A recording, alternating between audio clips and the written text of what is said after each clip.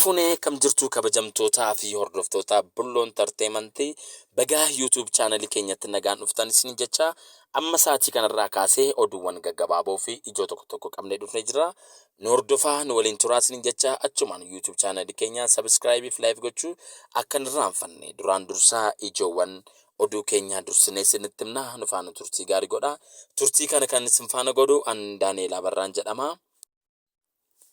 Manni maree biyyaalessaa eegalchiisuuf mootummaan qophii garaa taasisaa jira. Miidiyaaleen idil addunyaa kanaan dura garee shororkeessaa Abuur Finfinnee to'achuuf dhufaa jira kan jedhee ture. Amma hoo maal jedhee odeessaa jira? Garuu duubaatti oduu keenya bal'inaan itti deebina. Bulchiinsi magaalaa Direedawaa lammiiwwan qe'ee isaanirraa buqqaaniif deeggarsa akkamii gochaa jira? Dubartiin ulfaa baatii 5 mucaa ishee waggaa 4 fuulduratti gudeedamtee jirti. Eenyu gudeedee akkamitti gudeedamtee saniin boodoo maaltu ta'e kan jedhu gara duubaatti isiniif ibsina. Diyaaspooraan gara biyyattii dhufuudhaaf jedhu mootummaan filannoowwan adda addaa qopheesseef jira. Filannoowwan kunis maal fa'aadha kan jedhu kanas gara oduu keenya duubaatti deebinee isinitti himna. Amma bal'inaan gara oduu keenya qabannetti ceenaa turtii gaarii nu faana godha. Manni maree biyyaalessaa eegalchiisu mootummaan qophii garaa taasisaa jira. Manni maree biyyaalessaa eegalchiisu mootummaan qophii garaa taasisuusaa tajaajilli kominikeeshinii mootummaa beeksise. Mootummaan marii biyyaalessaa eegalchiisuuf qophii dhaabbataa fi uwwisa seeraa teessisaa jiraachuu ministeerri deetaan tajaajila kominikeeshinii mootummaa obbo Kabbadaa Deessisaan ibsa laataniin eeraniiru. Mootummaan mariin biyyaalessaa hunda ammatee akka geggeeffamuuf kan amanamu ta'uu ibsuun wixineen labsichaa qaamolee dhimmi ilaallatu erga irratti mari'atee booda mana maree bakka bu'ootota uummatootaa dhiyaachuudhaan raggaasisuuf hojjetamaa jiraachuu kaasaniiru. Marichi dhimmoota gurguddoo biyyaalessaa irratti qaama dhimmi ilaallatu waliin marii taasisuun ijaarsa biyyaa mirkaneessuu fi waliigaltee biyyaa uumuuf ta'uu kaasaniiru. Haalli marichaa akkaataa kamii fi eenyu waliin akka geggeeffamu qajeelfamu qophaa'aa jiraachuu kaasanii jiru. Duula birmadummaa tokkummaa sabdaneessa torbeewwan 3f geggeeffamaa kan tureen injifannoo olaanaan argame.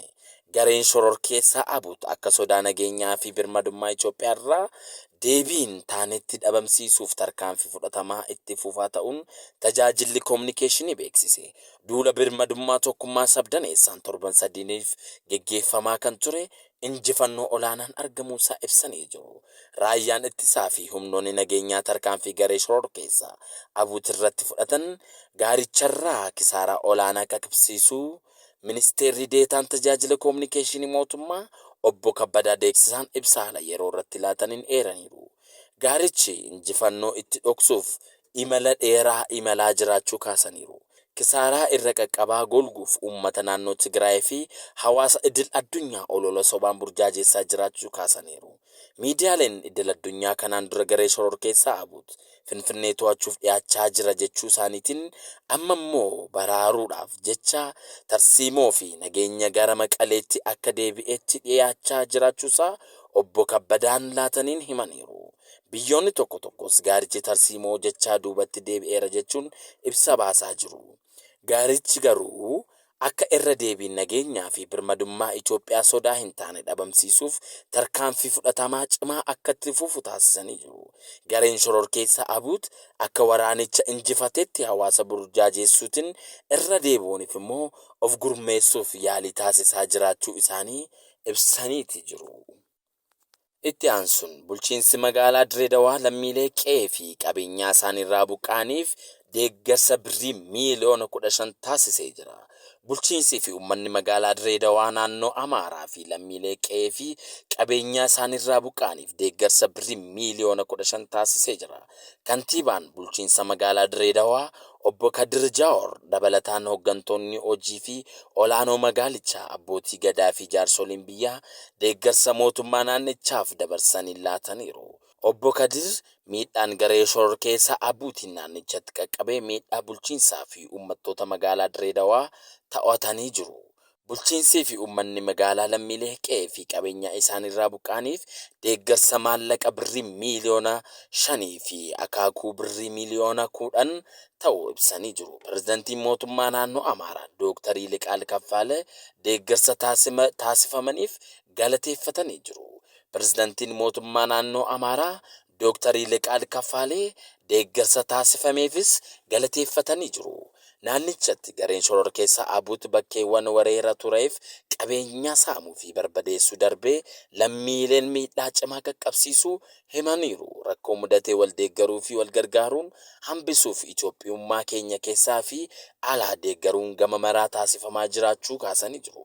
Lammiileen qe'ee fi qabeenya isaanirraa buqqa'an deebisanii dhaabuu fi dhaabbilee mootummaa fi dhuunfaa barbaadan deebisanii ijaaruun Itoophiyaa hundi deeggarsa eegalan cimee akka itti fufu gaafatanii jiru. Dubartiin ulfaa baatii 5 miseensota garee shororkeessaa Abuutiin gareedhaan gudeedamuu isheerraan kan ka'e rakkoo fayyaa hamaaf saaxilamtee jirti. Dubartiin kun yeroo gudeedamtu kanatti mucaa ishee waggaa 4 fuulduratti gareedhaan gudeedamuu ishee rakkoo fayyaa fi xiinsammuu hamaaf saaxilamuu ishee ibsamee jira. Gareen shororkeessaan kun wayita magaalaa Shawaarabiitti wareeraa turetti qabeenya mootummaa fi dhuunfaa barbadeessuu dabalatee yakkoota garaa jabinaan dubartootaa fi daa'imman irratti raawwateera. Miseensonni garee shororkeessaa kunneen 4 ta'uun abbaan warraa kee miseensa faannoo ta'uudhaan gara adda waraanaatti duuleera jechuun erga reebanii booda daa'ima ishee waggaa 4 fuuldura isheetti gudeeduun dubbatameeti jira. Daa'imni ishee waggaa 4s atis wayita guddattu nu waraanta jechuun siree irratti darbachuu fi qawweedhaan dhukaasuun doorsisanii miidhuudhaan kan ibsamedha. Gudeeddii fi reebicha irra ga'een ulfa ishee baatii 5 irraa ba'uu fi rakkoo fayyaa fi xiinsammuu hamaaf saaxilamuu ishee himantee jirti. Gochaa garaa jabinaa fi miseensota garee shororkeessaa Abuut daa'imman ishee waggaa 4 fuuldura ishee irratti ga'een irraanfachuun akka hin dandeenye ibsitee jirti. Gareen shororkeessaa Abuut kun naannoo Amaaraa godina Shawaa Kaabaa bakkeewwan wareeree ture dubartootaa fi daa'imman irratti miidhaa hamaa raawwachaa hooggantoonni qajeelaa dhimma dubartootaa fi daa'immanii fi hawaasummaa qondaalichaa Aadde Yawalaasheet Baqqalaa ibsanii jiru. Dubartoonni fi daa'imman garee shororkeessaa kana miidhan irra ga'e dhaabbileen fayyaa fiduun deeggarsa fayyaa fi xiinsammuu akka argatan taasifamaa jiraachuu fi gara dhaabbilee fayyaa kan hin dhufne yoo ta'u jiraatan rakkoo yoo isin mudatillee gara dhaabbilee fayyaa dhuftanii akka yaalamtan waamicha dhiyeessanii jiru. Oduu keenya xumuraatti gaafa deebinu diiyaasporaawwan gara Finfinnee dhufanii filannoowwan investimentii qophaa'aniiru koomishiinarii investimentiin ibse. Diiyaasporaawwan gara Finfinnee dhufaniif filannoowwan investimentii qophaa'uu isaanii koomishinii investimentii Aadde Lalisee Namee ibsan. Baatiiwwan arfan darbaniif abbootiin qabeenyaa kaapitaala doolaara biiliyoona 1 ol galmeessisaniin Itoophiyaatti hojiilee investimentii bobba'uu isaanii ibsanii jiru. Waamicha gara biyyaa muummee ministeera Abiy Ahmediitiin hordofamee diiyaasporaawwan gara Finfinnee dhufaniif waltajjii filannoowwan investimentii ittiin ilaalan qophaa'aa jiraachuu isaanii ibsanii jiru. Oduu keenya irraaf qabannee jirru kanumadha. Kan itti aanu immoo yeroo dhiyootti isiniif dhiyeessinaa guyyaa guyyaatiin akka oduun oaasiin qaqqabuuf chaanalii keenya sabskraayibii fi laayif gochuu akka hin irraanfanne Bulloo Entertainment.